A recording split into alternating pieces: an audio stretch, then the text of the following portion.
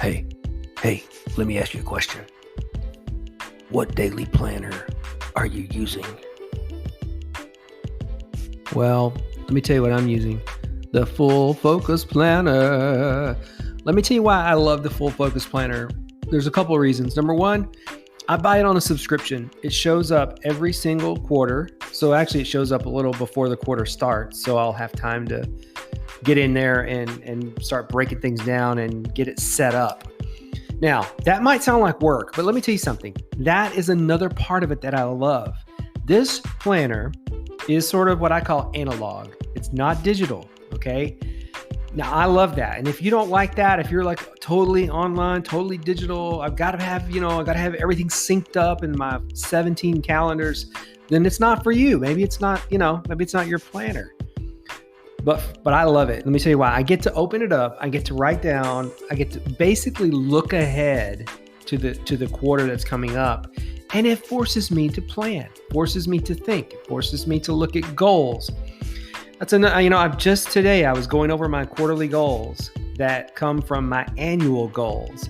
Now, let me tell you this. Prior to the Full Focus Planner, I didn't have annual goals, but I have them now. And that means I have quarterly goals. And that means I have a big 3 that I work on each day.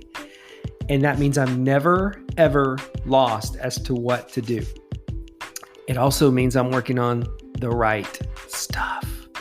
So if you struggle with any of that stuff, maybe you should buy a Full Focus Planner. The link is in the show notes. Let me tell you something else. If you go to Full Focus Planner without using my link, you are going to pick the lane at Chick-fil-A that goes the slowest. Understand that's what's going to happen. So don't even think about it. Get the Full Focus Planner and use my link to get it.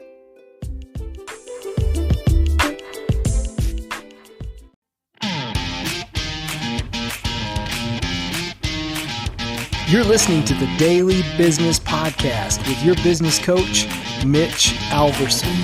This is the place for daily coaching because when you have a coach, you get better results.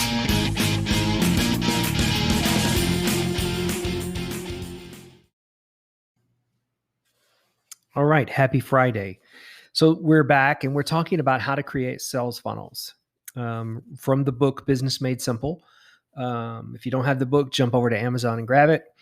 But we talked yesterday about the 3 stages of really any relationship, and it's the same in sales. So stage 1 is curiosity, stage 2 is enlightenment, and stage 3 is commitment. So how, with your sales funnel, do we pique people's curiosity so that they actually want to learn more, right? Well, we do it with a tool called the one-liner. And the one-liner really comes from the movie business, and it's, screenwriters would use it in order to, gain interest in their projects, to get funding. And then ultimately that one-liner can be, expanded into something to actually get people to want to come see the movie, would wind up being a trailer and things like that. And so what we want to do is create a one-liner that you can actually use in a multitude of ways, but certainly in your sales funnel.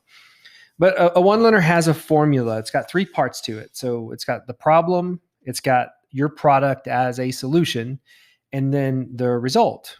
And so if we think about our clients or potential clients to be as our character in a story, right? They have a problem and they need a solution to fix it. So it's just like the hero's journey or any great movie that we watch. In the book, Don gives a good example of just a scenario or a situation where you're at a networking event or at a party, and somebody asks, what you do. And so he gives the example of an at-home chef. So I'm going to read from the book. He says, if you were at a party and asked somebody what they did and they told you they were an at-home chef, you'd likely have questions about how they got started or what their favorite restaurants were, or if they ever cooked for anybody famous. But if you met another at-home chef who was just as good and charged the same price, But when you asked what they did, they said this. You know how most families don't eat together, and when they do, they don't eat healthy? I'm an at-home chef. I cook in people's homes so they can eat well and spend more time with each other. Now, that at-home chef isn't just going to get more business, they're going to get all the business. Why? Because they piqued people's curiosity by inviting them into a story in which they are better positioned to survive and thrive. The customer is now wondering, will this work for me? How much does it cost? Do you cook once a week or every night? See, that's the idea of the one-liner. It's meant to get them to lean in and say, tell me more, go on. That's what we're going for. So like for me, a big part of my business is websites, right?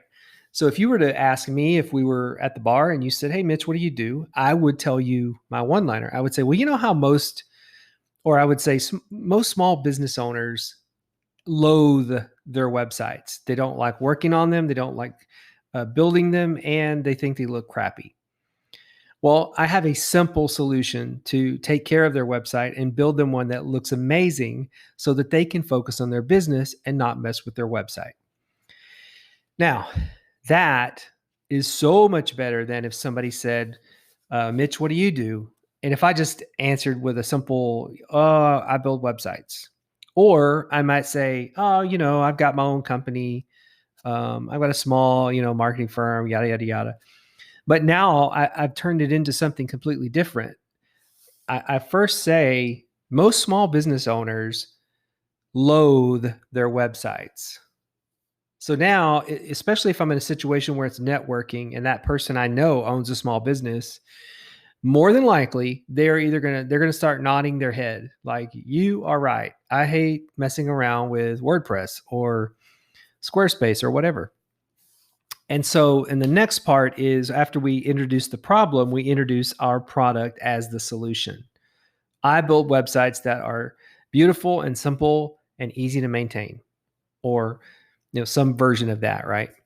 That is a one-liner. So you got to have this for your business, because what happens, right, is most people, they fumble around with this question of what do you do?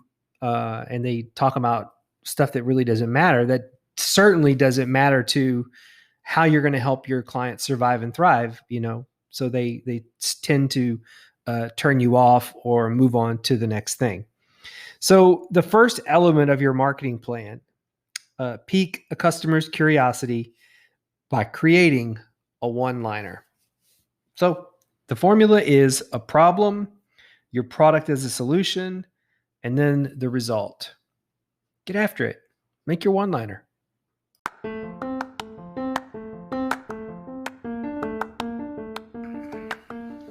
Hey guys, thanks for listening to the Daily Business Podcast with Mitch Alverson.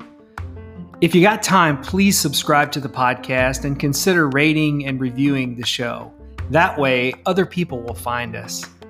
By the way, I really love to hear from you guys, so please email me at mitch@3advisors.org with your feedback or questions.